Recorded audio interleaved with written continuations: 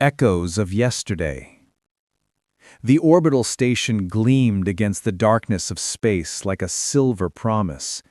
Captain Marcus Webb stood at the viewing port, watching Valoria rotate below, a world painted in shades of amber and violet, its twin moons casting ghostly shadows across unfamiliar continents. 8 years had passed since he'd last seen this view. 8 years since his first diplomatic mission had brought him to this strange and beautiful world.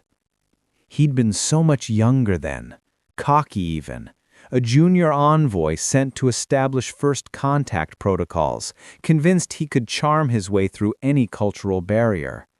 The Valorians had been gracious hosts, curious about the humans who'd arrived in their gleaming ships with hands extended in friendship. Captain Webb. The voice behind him was melodic, tinged with an accent that made his name sound like music. The delegation from Valoria has arrived. Marcus turned from the viewport, nodding to Lieutenant Chen. "Thank you. I'll head to the reception bay." His heart beat faster than it should have. Nerves, he told himself. Important negotiations ahead, nothing more. But he knew better. The reception bay was a cathedral of steel and light, designed to impress visiting dignitaries. A handful of human officials stood in their dress uniforms waiting. Marcus took his place at the front, just as the airlock cycled open with a pneumatic hiss. The Valorian delegation entered in a cascade of flowing robes that caught the light like liquid copper. Their leader was tall, regal, her facial markings denoting high rank. But Marcus barely registered her presence, because behind her stood Nixara. The breath left his lungs in a rush he desperately tried to hide. The child he remembered, small, bright-eyed, always underfoot during those early negotiations, had become something entirely different. She moved with fluid grace, her iridescent skin catching the station's lights in shifting patterns of bronze and gold. Her dark hair was woven with crystals that chimed softly with each step. When her eyes found his across the bay, they held a depth that hadn't existed 8 years ago. Recognition flickered in those luminous amber eyes, then something else. Something that made heat bloom low in his chest. "Captain Webb," the delegation leader's voice pulled him back to protocol. He bowed appropriately, murmured the correct greetings in halting Valorian, but his attention kept drifting to Nixara, who stood silent and watchful. A smile played at the corners of her lips, the same mischievous expression she'd worn as a child, now transformed into something that made his pulse quicken. "You remember my niece, Nixara," the leader said, gesturing. "She is now our primary trade negotiator."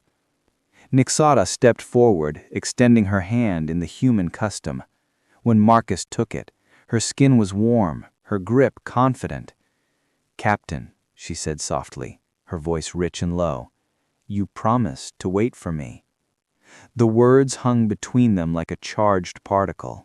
Around them, the other diplomats continued their formal introductions, oblivious. But Marcus couldn't look away from her eyes, couldn't unhear the gentle challenge in her tone. He had said that 8 years ago, when a precocious child had announced she would marry him someday. He'd laughed and told her he'd wait. A joke, a moment of levity during tense negotiations. She hadn't forgotten. And standing before her now, her hand still warm in his, Marcus realized with crystalline clarity that neither had he. "I keep my promises," he heard himself say. Her smile widened, dangerous and beautiful. "Good." Negotiations and glances. The conference room was designed for neutrality, soft lighting, temperature carefully calibrated to accommodate both species, furniture that could adjust to different physiologies. Marcus sat across from Nixara, 3 other diplomats from each side filling the space between them. Trade routes, resource sharing, cultural exchange parameters, The words blurred together as he tried to focus on the documents displayed on his tablet. Every time he looked up, she was watching him. Not obviously. Nixara was too skilled for that. She participated fully in the discussions, her arguments sharp and well-reasoned, her knowledge of human economics surprisingly deep, but in the pauses, when others spoke, her gaze would drift to him. Each time their eyes met, something electric passed between them, a question neither dared ask aloud. "Captain Webb, your thoughts on the mining proposal?" The senior human negotiator's voice cut through his distraction. Marcus cleared his throat, forcing professionalism back into place. "The terms are fair, but we need assurances about environmental protections. The Valorian ecosystems are delicate." "Agreed." Nixara's voice was smooth, appreciative. "Captain Webb has always understood the importance of preservation. Even 8 years ago, he took time to learn about our sacred groves." The comment seemed innocent enough, but Marcus caught the undertone. She was reminding him, and perhaps herself, of those early days, when he'd followed a curious child through bioluminescent forests, learning the names of plants that glowed in the dark, listening to stories about Valorian history. "He was a quick student," Nixara continued, her lips curving slightly. "I wonder if he remembers the lessons." Heat crept up his neck. "Some lessons stay with you." "Some promises, too," she replied softly. One of the Valorian diplomats shot Nixara a warning glance, but she didn't look away from Marcus. The air between them felt charged, heavy with meaning that had nothing to do with trade agreements. The session finally ended as the station's artificial evening cycle began. Marcus gathered his materials slowly, hyper-aware of Nixara's presence as the room emptied. When only the two of them remained, she moved around the table, her robes whispering against the floor. "Walk with me?" she asked. It wasn't a request he could refuse, or wanted to. The observation deck was nearly empty, just a few crew members at the far end. Valoria hung in the viewport like a jewel, its amber surface swirled with cloud patterns. They stood side by side, not quite touching, the silence stretching between them. "I thought about you," Nixara said finally, "all those years. I told myself it was childish, that you'd been humoring a little girl, but I couldn't forget." Marcus's chest tightened. "Nixara? Did you think about me?" She turned to face him, and in the dim light, her skin seemed to glow from within. "Even once?" Honesty felt dangerous, but he owed her that much. "Yes, more than I should have." Her breath caught. She was close now, close enough that he could see the silver patterns on her skin shift with her pulse, close enough to catch her scent, something like cinnamon and ozone. "I'm not a child anymore, Marcus." His name in her mouth sent a shiver through him, "and I don't need humoring." "I can see that," he managed, his voice rough. "Then what do you need?" The question was bold, her eyes searching his face. Everything in his training screamed at him to step back, to maintain professional distance, to remember the complications. But standing there with her, the years falling away, he found he couldn't lie. "To know if this is real," he whispered, "if you feel it too." Nixara lifted her hand, hesitating just before touching his face. "May I?" She nodded, not trusting his voice. Her fingers brushed his cheek, gentle and exploring. Her skin was warmer than human, impossibly soft. Marcus closed his eyes, leaning into her touch, and heard her sharp intake of breath. "Real enough?" she murmured. He opened his eyes to find her face inches from his, her expression open and vulnerable in a way that made his heart ache. "Yeah, real enough." They stood like that, her hand on his face, his reflected in her eyes, while Valoria turned below them and the universe contracted to the space between their bodies, close but not yet crossing that final distance. Part 3. When barriers begin to fall. The crisis came unexpectedly, as they always did. A data breach in the preliminary treaty files, potentially compromising sensitive information from both sides. The diplomatic teams scrambled, but the technical analysis fell to Marcus and Nixara. She had expertise in Valorian encryption protocols, and he understood the human systems, which meant hours together in his quarters, away from the watchful eyes of their colleagues. Marcus's cabin was modest, A sleeping area, a small workspace, a shelf of physical books that made Nixara smile when she saw them. "You still prefer paper?" she asked, running her fingers along the spines. "Old-fashioned, I know. But there's something about the weight of a real book." She selected one, turning it over in her hands. "You were reading this 8 years ago. I remember seeing it in your pack." He'd forgotten that.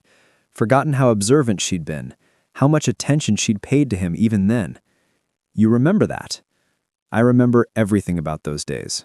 She set the book down carefully. "Should we work?" They should, but the space felt intimate, charged with possibility. Marcus gestured to the chairs at his console, and they settled in, shoulders nearly touching as they reviewed the data breach. Hours passed. The station cycled through its false night. We talked through the technical details, but the conversation kept drifting, to memories, to questions about the years between, to careful admissions of loneliness. Nixara had been trained rigorously, pushed to excel, given little time for personal connections. Marcus had thrown himself into his career, dated occasionally, but never seriously, always finding some reason why it wouldn't work. I told myself I was waiting for the right person, but maybe I was just waiting. For what? Nixara set down her tablet, turning to face him fully. For you to grow up. The words escaped before he could stop them. God, that sounds... True? She shifted closer, her knee brushing his. You want to know what I thought? I thought you were the first person who saw me, not just the diplomat's niece, or the student, or the child. You listened when I talked. You treated my ideas like they mattered. They did matter. You were brilliant even then. And now? What am I now? Her hand found his, fingers intertwining. Marcus looked at their joined hands, his pink against her copper iridescence, and felt something in his chest crack open. Now, you're dangerous. Why? She whispered. Because I can't stop thinking about you. Because every protocol I know says this is complicated, possibly career-ending, definitely inappropriate given the power dynamics because... He met her eyes, saw his own hunger reflected there. Because I want you anyway. Nixara made a sound low in her throat. Then take me.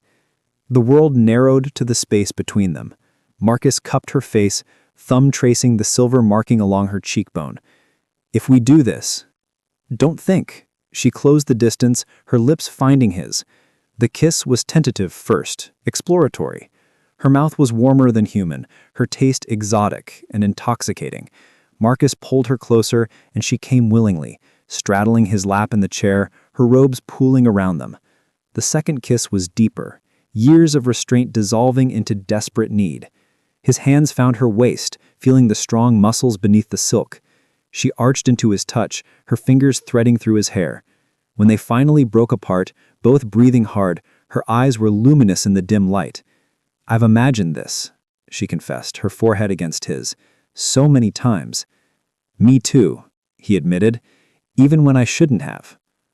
She pulled back slightly, searching his face. No regrets? Marcus traced the line of his jaw, marveling at her. Only that I waited so long. Her smile was radiant. She kissed him again, slower this time, savoring it.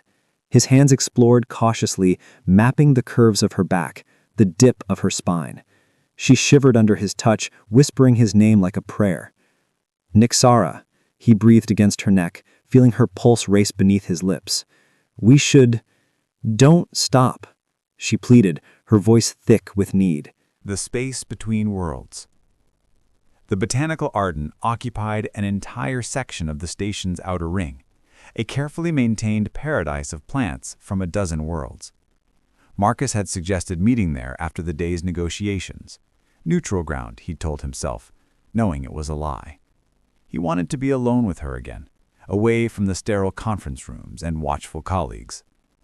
Nixara arrived, wearing simpler clothes than her diplomatic robes, a flowing tunic that shifted colors in the artificial sunlight, close-fitting pants that accentuated her form. She found him among the Valorian section, where bioluminescent flowers from her homeworld cast a soft purple glow. You remembered my favorite place, she said, touching one of the luminous petals. I remember everything you told me. He watched her move through the garden, graceful and at ease. You said these flowers only bloom in moonlight on Valoria, that your mother used to take you to see them. She turned to him, eyes bright. She died 4 years ago. Nyxara, I'm sorry. Don't be. She lived fully, loved deeply. She taught me that life is short, that we should reach for what we want. She moved closer, her hand finding his. That we shouldn't waste time on fear. Marcus pulled her into his arms, holding her against his chest. She fit perfectly there, her head tucked beneath his chin. They stood like that for a long moment, surrounded by glowing flowers and the gentle hum of the garden's environmental systems. Tell me about your world, he said softly. Not the diplomatic briefings, the real Valoria. So she did. She painted pictures with words. The crystal markets of her home city, where merchants sang their wares. The floating temples where philosophers debated under 3 moons. The deep caves where ancient stories were carved into living stone. She told him about her training, the loneliness of excellence, the weight of expectations.